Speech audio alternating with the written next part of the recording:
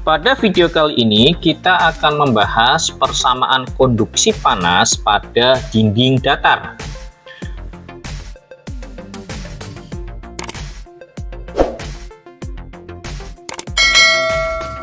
Persamaan konduksi panas pada dinding datar itu adalah persamaan yang menggambarkan bagaimana panas bergerak melalui sebuah benda datar yang memiliki ketebalan tertentu. Persamaan tersebut dipengaruhi oleh beberapa faktor, diantaranya adalah ketebalan dinding AX, kerapatan dinding ρ, kalor jenis C, dan luas dinding terhadap arah perpindahan panas A. Dalam kata lain, persamaan konduksi panas pada dinding datar menyatakan hubungan antara laju perpindahan panas Q dengan variabel-variabel yang mempengaruhi perpindahan panas tersebut, seperti pada gambar. Jadi ada Gx ya, ada elemen G, kemudian ada Gx plus delta X, ada A.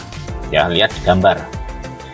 Jadi keseimbangan energi selama selang waktu delta T dapat dinyatakan dengan persamaan, yaitu laju konduksi panas pada X dikurangi laju konduksi panas pada X plus delta X sebelah kanan, ditambah laju pembangkit panas dalam elemen. Kita sudah membahas laju pembangkit panas, rumus pembangkit panas di video saya sebelumnya.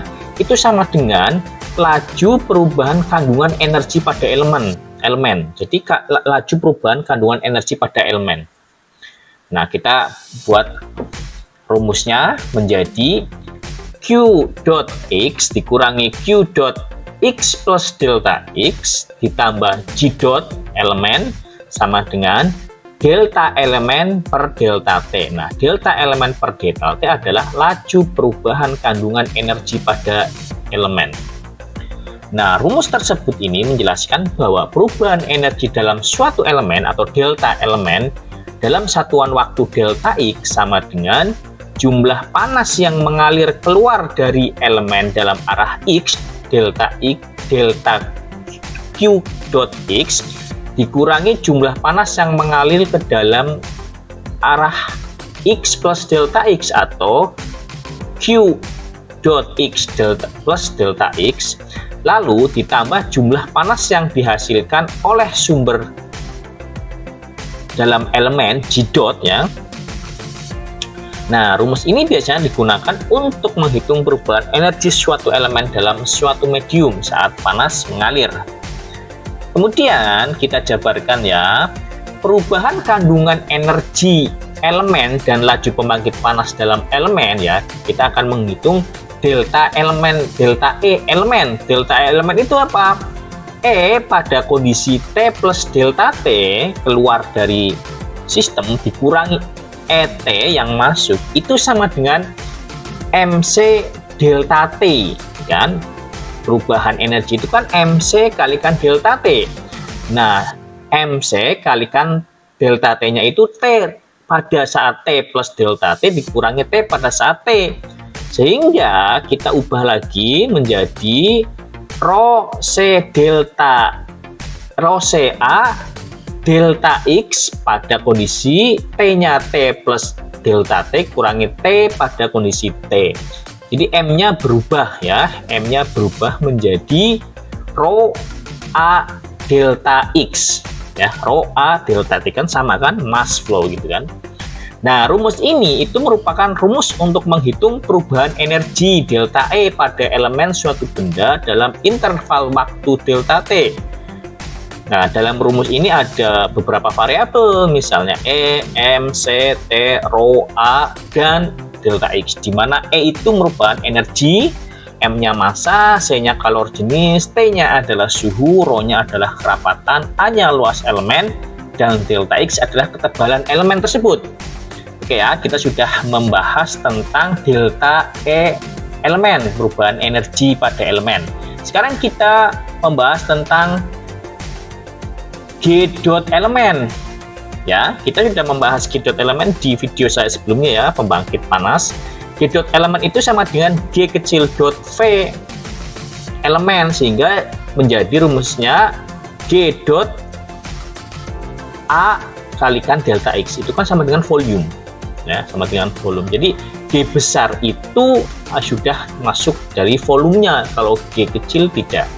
Nah, persamaan itu menggambarkan persamaan ini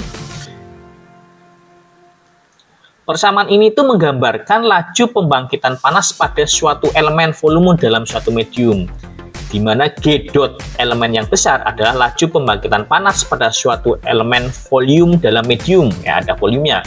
Sementara G dot kecil adalah laju pembangkitan panas per satuan volume, jadi per M pangkat 3. Kemudian V elemen adalah volumenya, hanya luasnya, delta X adalah ketebalannya. Oke ya, kita udah dapat rumus-rumusnya. Nah, kita masukkan rumus-rumus itu ke dalam rumus yang baru. Jadi Qx, ya, sebentar, Qx, Q dot X, Q pada posisi X dikurangi Q dot X plus delta X plus G dot kalikan A delta X sama dengan, ya, di sisi sebelah kanannya itu elemen, energi elemen, rho C A delta X pada T plus delta X minus T per delta T. Nah, persamaan tersebut ini merupakan persamaan konduksi panas satu dimensi pada dinding datar yang digunakan untuk menghitung laju perubahan suhu dalam sebuah benda yang memiliki ketebalan dinding tertentu. Nah, kemudian untuk mempermudahnya, ya, untuk mempermudah persamaan tadi itu dibagi dengan A delta X, ya, dibagi dengan A delta X, sehingga di suku sebelah kiri, ya, menjadi minus 1/A Q dot X minus Q dot X plus delta X per AX, ya, karena kan ini ada 1/A sama AX karena dibagi A delta X. Nah, G-nya menjadi G dot saja karena G dot A sebelumnya, persamaan sebelumnya G dot A delta X itu A delta X-nya dihapus menjadi G dot, kemudian rho C juga sama, ya, A delta X-nya dihapus sehingga rho C T pada T plus AT minus T per delta X. Nah, jadi disingkat dibagi dengan delta X menjadi lebih simpel. Nah, persamaan tersebut adalah persamaan konduksi panas satu dimensi pada dinding datar yang dinyatakan dalam bentuk diferensial. Persamaan ini digunakan untuk menghitung bagaimana panas bergerak melalui bahan yang mempunyai ketebalan tertentu pada satu dimensi. Nah, sekarang ini agak rumit, ya, di sini, ya. Setelah ini kita akan akan rumit. Jadi kita akan menggunakan yang namanya limit delta X itu sama dengan mendekati 0 dan delta T juga mendekati 0. Nah, sebelum kita menghasilkan, kita akan belajar dulu apa itu limit dan turunan. Jadi bayangkan, ya, kita ingin mengetahui seberapa cepat sesuatu itu berubah. Misalnya suhu di suatu titik berubah terhadap waktu atau berapa banyak panas mengalir dari satu titik ke titik lainnya.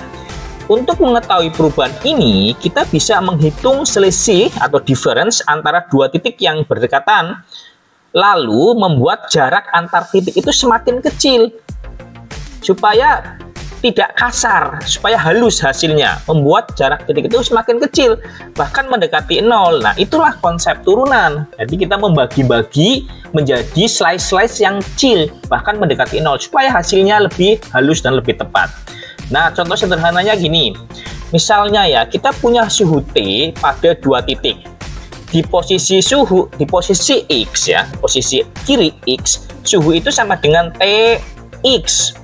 Nah, di posisi X plus delta X di kanan, maka suhunya adalah T dalam kurung X plus delta X. Nah, maka selisih suhunya adalah X pada posisi X plus delta X dikurangi T pada posisi X dibagi delta X. Nah, itu hanyalah rata-rata perubahan suhu per satuan jarak. Tapi kalau kita ingin tahu perubahan tepat di titik X, ya, kita harus ambil limit. Sehingga rumusnya berubah menjadi limit delta X itu mendekati 0. Maka limit delta X mendekati 0, T pada posisi T X plus delta X min T X dibagi AX, hingga rumusnya menjadi DT per DX. Nah, ini hasil, ini yang disebut turunan, dan notasinya jauh lebih singkat, DT per DX, karena kita membuat limit menjadi mendekati 0. Jadi intinya turunan itu adalah hasil dari selisih kecil mendekati 0 yang dibuat sangat kecil sehingga mendekati 0 limit untuk mengetahui laju perubahan pada suatu titik. Nah, kalau Anda masih bingung, oke, saya jelaskan lagi. Bayangkan ya, kita punya termometer. Misalnya kita punya tembok yang panas dan kita ingin tahu bagaimana suhu itu berubah di sepanjang tembok. Kita tempel termometer di dua titik. Titik A di ujung kiri tembok suhunya 40 derajat Celcius. Nah, kemudian titik B ya di 10 cm, kiri kan 0, terus kanan 10 cm, sebelah kanan A suhunya itu 50 derajat Celcius. Oke ya, saya ulangi ya. Jadi titik A di ujung kiri tembok itu suhunya 40 derajat Celcius, dan titik B di 10 cm sebelah kanan A itu suhunya itu 50 derajat Celcius. Sehingga kita menghitung perubahan suhu per cm adalah 50 dikurangi 40 ya, dibagi 10 sama dengan 1 derajat per cm. Nah, tapi masalahnya adalah ya, bagaimana kalau kita ingin tahu suhu berubah di jarak yang lebih kecil, misalnya tiap 1 cm atau tiap 0,1 cm, bukan 1 cm lagi. Kita ingin perubahan suhu yang lebih kecil. Semakin kecil jarak yang diukur, kita akan mendapatkan nilai yang tepat. Lalu, kalau kita terus mengecilkan jarak itu sangat kecil sekali, hampir 0, maka kita akan mendapatkan nilai yang paling akurat. Nah, itulah ya yang disebut limit atau turunan ya. Oke ya, jadi mudah-mudahan Anda memahami ya limit dan turunan. Oke, sekarang kita kembali lagi ke konduksi tadi. Kita kembali lagi ke konduksi bahwa kita membuat limit, ya kan? Kita akan membuat limit jika limit X, delta X mendekati 0 dan delta T mendekati 0, maka diperoleh persamaan ya, maka diperoleh persamaan 1/A D per DI, do per do X dikalikan KA do T per do X plus G dot rho C do T per do T, ya kan? Jadi kita ubah persamaan yang sebelumnya menjadi persamaan yang lebih ringkas karena kita membuat limit, nah kan? Nah, persamaan ini adalah persamaan konduksi pada dinding datar dalam satu dimensi tetap ya. Oke ya. Jadi kita membuat limit sehingga limit delta T mendekati 0 itu Q dot X plus delta X kurangi Q pada dot pada posisi X per AX, sehingga menjadi ya, ini menjadi do Q dot per do X, sehingga sama dengan do per do X ya. Kita kan tahu Q itu sama dengan min KA dt per dx, ya kan? Oke, min KA dt per dx. Nah, kemudian jadi rumus ini itu menjelaskan tentang bagaimana menghitung laju kalor yang mengalir melalui suatu material pada suatu titik dengan mempertimbangkan variasi suhu pada suatu ruang. Nah, kita sudah membuat limit mendekati 0. Nah, kemudian jika luas A adalah konstan, jika kita membuat A-nya konstan, maka persamaan konduksi panas suatu dimensi pada dinding datar ditulis menjadi D per do X dikalikan K do T per do X plus G dot itu sama dengan rho C do T per do X. Oke ya, kita berubah kan? Nah, kemudian kita ubah lagi, kita persingkat rumusnya menjadi do kuadrat T per do X kuadrat plus G dot per K, ya kan? G dot per K dikurangi min 1/alfa do T per do X. Nah, kemudian kita bagi persamaan itu dengan K, konduktivitas termal, sehingga suku pertama itu akan menghapus K-nya. akan menghapuskannya sehingga do kuadrat T per do X kuadrat ditambah G dot per K, karena kita bagi dengan K. Di suku sebelah kanan tadinya rho C, sekarang rho C per K kalikan do T per do T.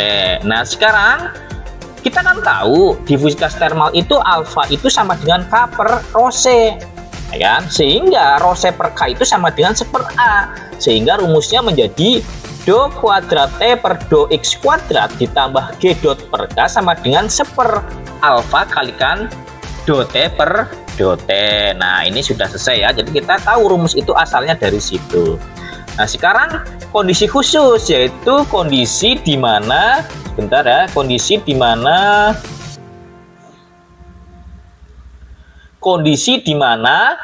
kesetimbangan do per do T sama dengan 0. Jadi tidak ada perubahan waktu, ya, tidak ada perubahan waktu, artinya steady state. Maka rumusnya menjadi do kuadrat T per do X kuadrat plus G dot per K sama dengan 0. Nah kemudian kalau transient, artinya ada perubahan besaran terkait dengan waktu, sehingga ini unsteady state. Dan kemudian tanpa pembangkitan panas. Kalau tanpa pembangkitan panas berarti G dot per K-nya 0, sehingga rumusnya menjadi do kuadrat T per do X kuadrat sama dengan 1 per alfa do T per do T. Nah kemudian kesetimbangan itu kesetimbangan tanpa pembangkitan panas, ya berarti steady state tanpa pembangkitan panas, ya rumusnya menjadi do kuadrat T per do X kuadrat sama dengan 0. Nah begitulah cara menyelesaikan persamaan-persamaan pada persamaan konduksi pada dinding datar. Terima kasih.